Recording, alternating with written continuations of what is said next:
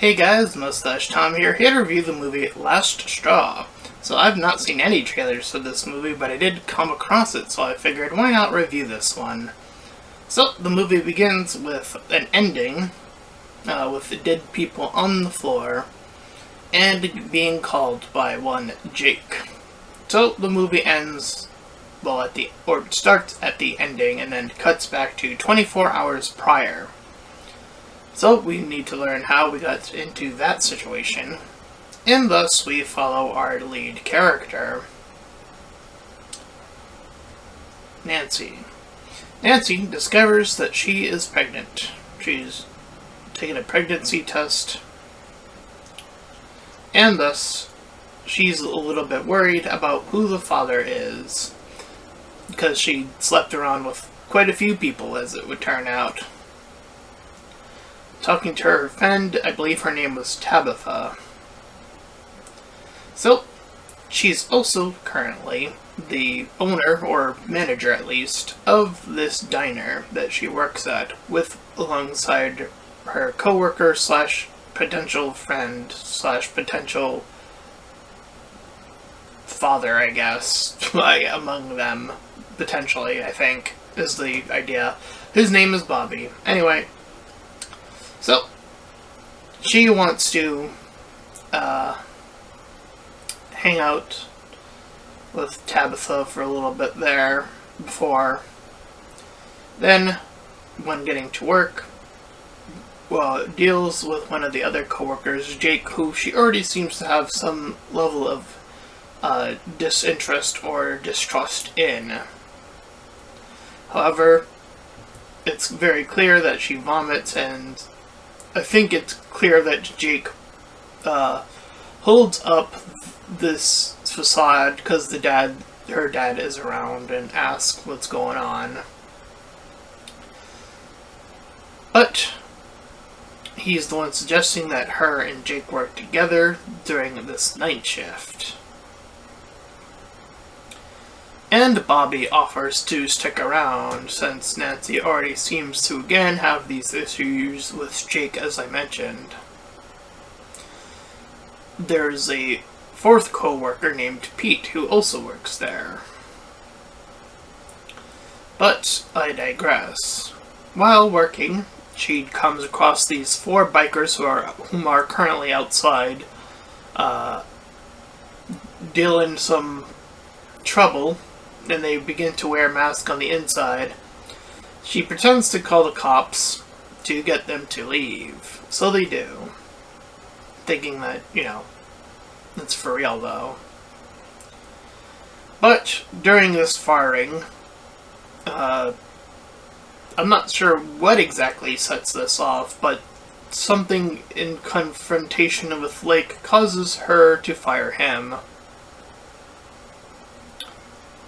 Bobby then checks in on her before leaving for the night shift. So we then proceed to see her work alone via the night shift. Calling her dad just to check in what he's up to. He's on a date, moving on, as it were, as he puts it. And thus, with very little to no business, she proceeds to put on some music and have a little fun. Why not? However, we already see a hooded person outside. But, as we'll learn later, we'll cut from a different perspective and learn what's going on. But I digress. Any rate, Nancy vomits again after eating or attempting to eating a cupcake. But she keeps getting interrupted by these outsider presences, so she uses the outdoor comm to let them know, whoever is out there, that she will indeed call the police, as they're trying to shake things up from the outside. But this time around, she does get around to calling the police, as it would turn out. Unfortunately, during this call, it gets cut off. She sees this masked man, and they all turn on their car lights.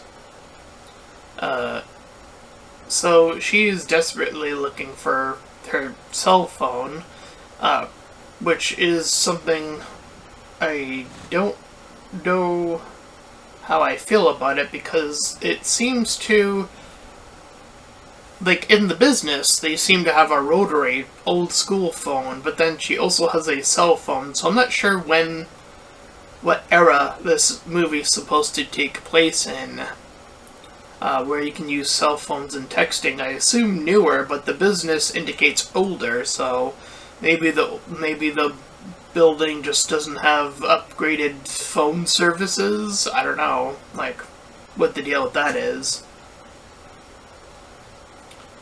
At any rate, a cop does eventually come over.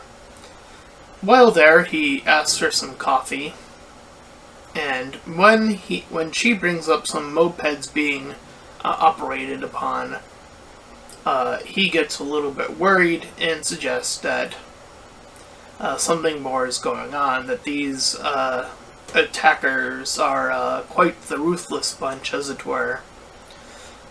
So he's trying to bring her outside during this talk, in which he gets hit down and even, yes, killed. So Nancy runs into the storage. Once there, Bobby returns. Quite suspiciously, though, already. And we'll learn more about why that is. You see that the other masked individuals are getting in. There's about 3 of them, while Bobby and Nancy hide. So, while they're trying to hide, she points out how there's 2 of them currently near them. But she accidentally makes some noise in the process, and Bobby tries to run off in an opposite direction. She manages in that brief time to contact Tabitha, but unfortunately they are both collected. The masked figure forces the 2, Bobby and Nancy, to kiss. But she, in that process, gets a little sneak peek of where the keys are, but is pulled aside. She stabs him, this masked individual, and runs for it. Then we learn that one of the masked individuals is Pete, one of the co-workers. And then we learn that the other masked individuals are the other co-workers. Thus, in learning this new information, we then cut back to learning what happened, from now Jake's perspective, after being fired. Seeking pills, he then proceeds to go to make a plan where he's going to go with his pal, or his brother, I believe, or cousin, I'm not sure which, but they go to get his drugs. In which, after doing so, they come across the 4 hoodlums, the 4 masked hoodlums from prior, and Jake gets upset when they mock Pete. He proceeds to kill one of them using, or stabbing one of them or whatever, and forcing Pete to, via threatening his manhood or whatever, to have the gun prepared and be ready to shoot. So the rest of them get taken out, which is what I guess the cop was referring to. So he takes the mask and gives them to the others that were co-working there. And they take the mopeds, as previously alluded to. He offers the others the mask, and then they proceed to attack from the outside of the store. And now we're seeing that attack from the outside perspective, and we see how Jake is operating, being the one to attack the cop, and then the others, or at least Bobby at the very least, is not pleased with this outcome. So that is when Bobby proceeds to take off the mask and proceed to try to rejoin Nancy. But once our masked individuals are unmasked, and once we are pretty much caught up to where we were previously, we cut back to Nancy's perspective and being in the current timeline where Bobby attempts to attack Jake, while the dad is calling Jake simultaneously, or nearly after. So Nancy fights her way back and out, unfortunately, Bobby is killed by Jake in the process of their scuffle.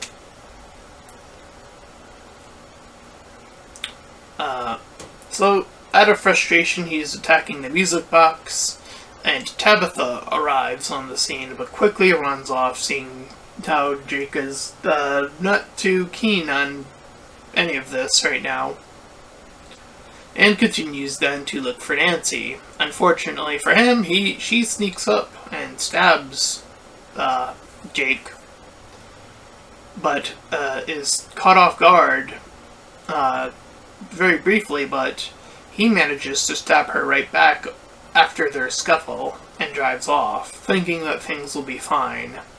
Then we see the call that was made from the beginning of the movie.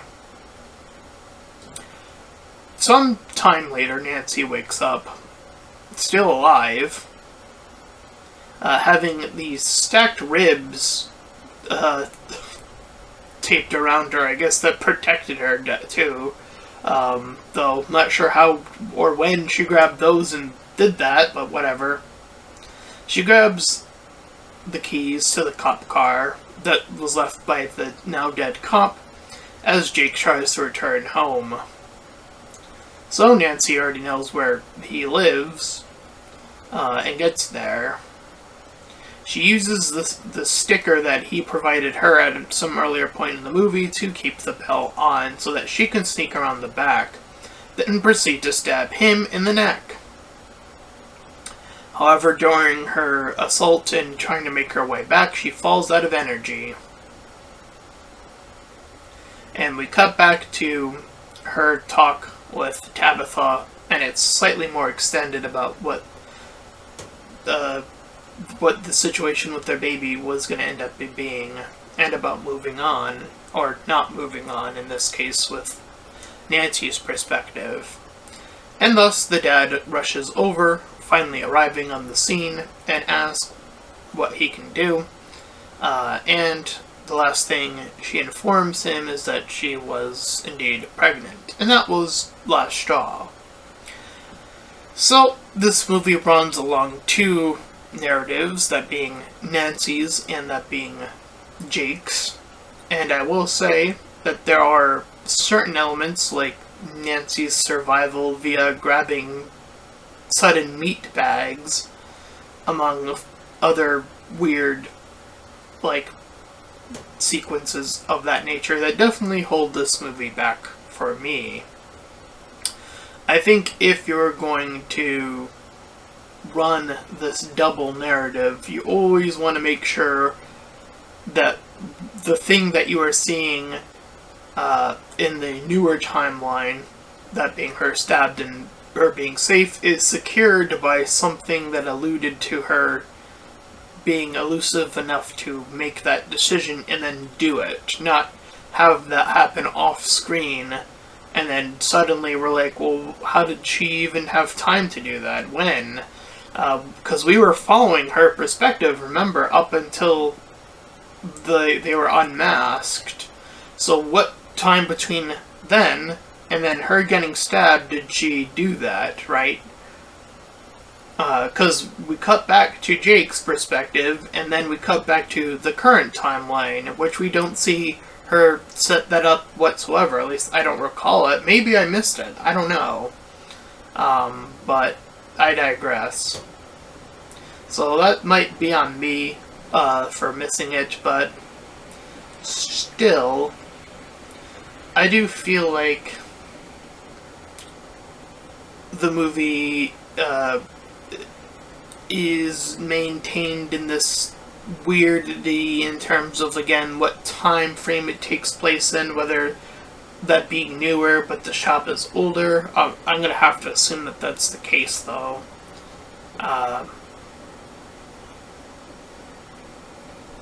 Things like that, I think, could be helped with stronger narrative tools. But that's where I'm going to leave this review. So if you ended up enjoying my review, then please feel free to like, comment, and subscribe. Also make sure to check out those links in the description when I do it to my petition to help out smaller YouTubers, set it to my PayPal where you can help support me and my channel directly, and there to my Discord server, join collab, shield, all that cool stuff. And until next time, everyone, bye-bye!